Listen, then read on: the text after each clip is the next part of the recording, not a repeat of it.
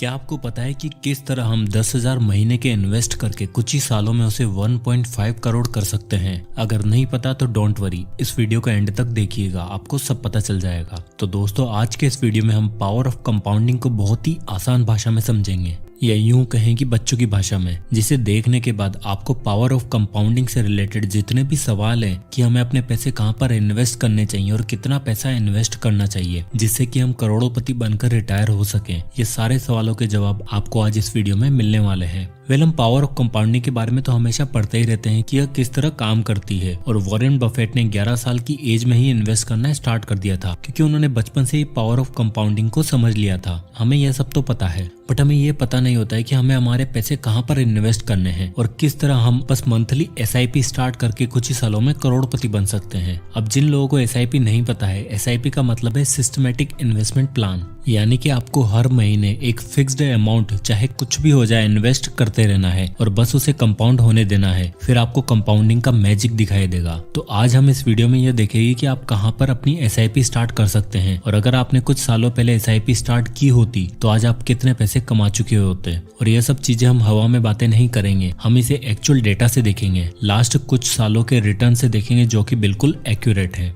हमें पता है कि पावर ऑफ कंपाउंडिंग काम कैसे करती है, हमें इंटरेस्ट पर इंटरेस्ट मिलता रहता है और वो पैसे कंपाउंड होते रहते हैं। सबसे पहला सवाल लोगों के मन में ये होता है कि हमें SIP स्टार्ट कब करनी चाहिए। अगर आप जॉब करते हो तो आपकी जैसे ही सैलरी आती है तो आपको उसी वक्त अपनी SIP की इंस्टॉलमेंट की डेट रखनी चाहिए। जैसे हर महीने की 5 तारीख SIP की डेट फिक्स कर सकते हो, जिससे कि 5 तारीख को ऑटोमेटिकली पैसे आपके अकाउंट से कट जाएंगे, क्योंकि महीने के एंड में किसी के पास पैसे बचते नहीं है, इसलिए आपको महीने के स्टार्ट की डेट ही फिक्स कर देनी चाहिए। अब दूसरा सवाल आता है कि अगर हमने अपनी SIP बीच में ही छोड़ दी या उसकी इंस्टॉलमेंट नहीं भरी तो क्या होगा। अगर आप अपनी SIP की इंस्टॉलमेंट नहीं भर पाते हैं तो उसमें डरने वाली बात कोई नहीं है। ये कोई बैंक की EMI नहीं है जो नहीं भरने पर बैंक वाले आपको उठा कर ले जाएंगे, तो हमें डरना नहीं है। तीसरा सवाल, लोगों को लगता है कि अगर एक बार SIP स्टार्ट हो गई तो हमें फिर उसे बंद नहीं करवा सकते हैं। ऐसा नहीं है, आप कभी भी अपना SIP बंद करवा सकते हैं। अब इन सब के बावजूद भी लोग पैसे इन्वेस्ट क्यों नहीं करते हैं या फिर SIP कंटिन्यू क्यों नहीं रख पाते हैं, उसका सबसे मेन रीजन है वॉलेटिलिटी, क्योंकि मार्केट ऊपर नीचे होता रहता है, जिसके कारण लोग डर के मारे अपने पैसे निकाल लेते हैं। चलिए अब इसे एक एग्जांपल से समझते हैं। यह है राहुल, इसकी एज है 22 साल। इसके सारे दोस्त मौज मस्ती में और मूवीज देखने में पैसे उड़ा देते हैं क्योंकि उन्हें कोई भी फाइनेंशियल नॉलेज नहीं है। और आजकल राहुल काफी दिनों से YouTube पर वीडियो देख रहा है और उसे पावर ऑफ कंपाउंडिंग के बारे में पता चल चुका है, क्योंकि वो अपना फालतू टाइम मौज मस्ती में नहीं जबकि अपनी फाइनेंशियल नॉलेज को बढ़ाने में देता है। तो वो सोचता है कि उसे भी पावर ऑफ कंपाउंडिंग की मदद से पैसे कमाने हैं, और वो बहुत एक्साइटेड होता है और वो अपने पापा के पास जाता है और बोलता है कि पिताजी, मैंने आजकल YouTube पर वीडियोस देखे हैं जिसमें बताते हैं कि अगर आप महीने के 10,000 रुपए भी इन्वेस्ट करोगे तो कुछ ही सालों में आप करोड़पति बनकर रिटायर हो सकते हो। अब राहुल के पिताजी को खुद को फाइनेंशियल नॉलेज ही नहीं है, तो राहुल को बोलते हैं कि बेटा, ये पावर ऑफ कंपाउंडिंग कुछ नहीं होती, ये सब YouTube वाले पागल बनाते हैं, बेटा इन चक्करों में मत पड़,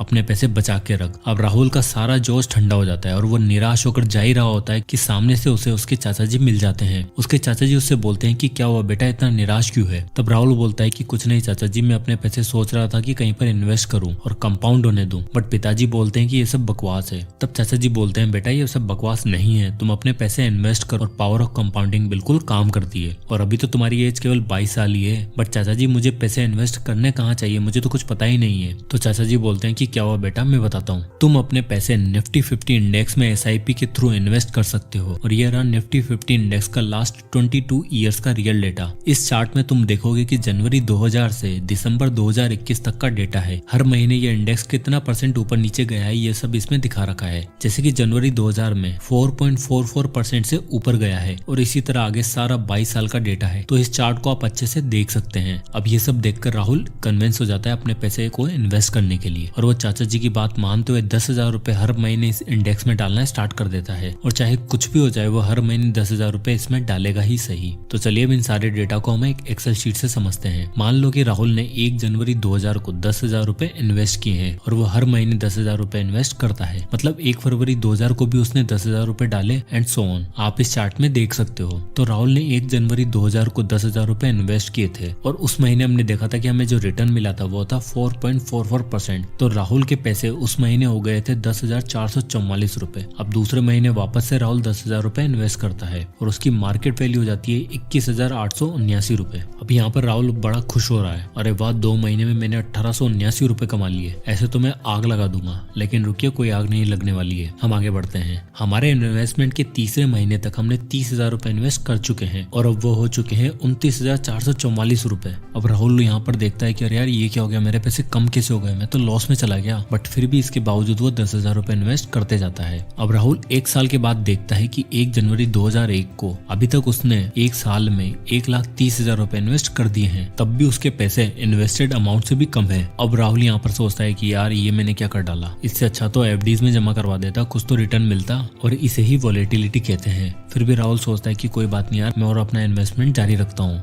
अब आप 3 साल बाद देखो कि 1 जनवरी 2003 को राहुल का इन्वेस्टमेंट ₹3,70,000 है और उसकी मार्केट वैल्यू है ₹3,31,013। अब राहुल यहाँ पर सोचता है कि यार ये क्या बेकार चीज है, मरवा दिया चाचा जी ने, तो मेरे सारे पैसे बर्बाद हो गए और अब यहाँ पर मैक्सिमम लोग पैसे निकाल लेंगे और लॉस उठा लेंगे। और अगर आप जैसे ही पैसे निकाल लेते हो तो वो एक्चुअल लॉस हो जाता है। उससे पहले तो ये सिर्फ पेपर लॉस ही था।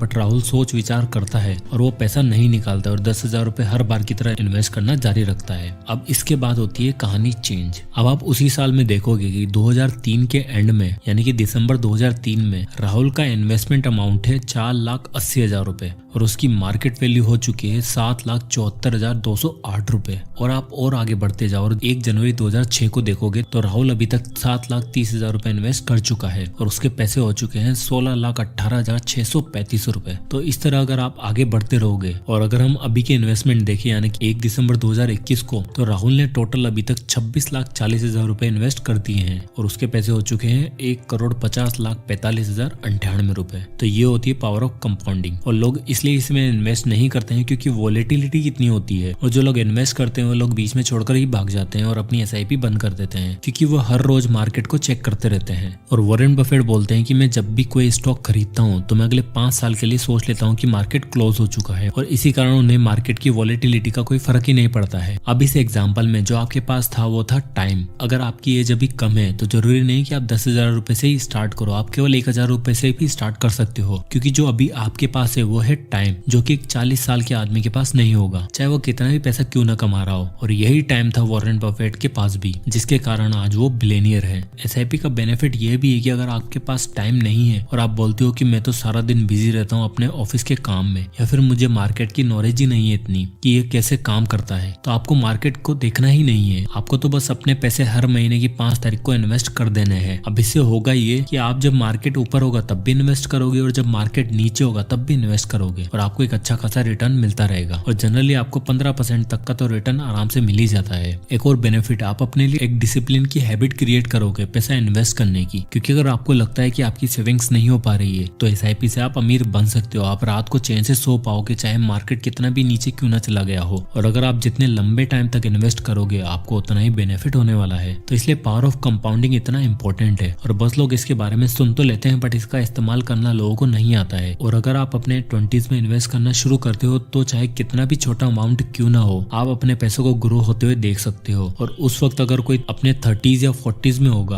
और वो आपसे ज्यादा अमाउंट भी इन्वेस्ट कर रहा होगा तब भी वो आपको बीट नहीं कर पाएगा, क्योंकि पावर ऑफ कंपाउंडिंग का मेन कंपोनेंट ही है टाइम। जिसके पास जितना ज्यादा टाइम होगा वो उतना ही अमीर होगा। तो दोस्तों आई होप कि आपको इस वीडियो का कॉन्सेप्ट समझ में आया होगा और इस वीडियो से कुछ ना कुछ सीखने को मिला होगा और आपने देखा कि किस तरह रियल लाइफ में हम अपने पैसे को ग्रो होता हुआ देख सकते हैं। बस हमें मार्केट के फ्लक्चुएशन से डरना नहीं है, क्योंकि मार्केट क्रैश और रिसेशन तो आते जाते रहते हैं, ये तो मार्केट का नेचर है। हमें तो बस हर महीने इन्वेस्ट करते जाना है और आप कुछ ही सालों में इसके मैजिक को फील कर पाओगे। सो आई होप कि वीडियो आपको पसंद आया होगा तो इसे लाइक करें और ज्यादा से ज्यादा लोगों तक इसे शेयर करें ताकि बाकी लोगों को भी कंपाउंडिंग के बारे में पता चल सके। और अगर आप इसी तरह के वीडियोस देखना चाहते हैं तो हमारे चैनल को सब्सक्राइब करना ना भूलें। और किसी भी टॉपिक या बुक पर अगर आप वीडियो चाहते हैं तो हमें कमेंट बॉक्स में कमेंट करके जरूर बताइएगा, मैं उस पर वीडियो बनाने की पूरी कोशिश करूंगा। तो मिलते हैं नेक्स्ट वीडियो में, तब तक के लिए जय हिंद।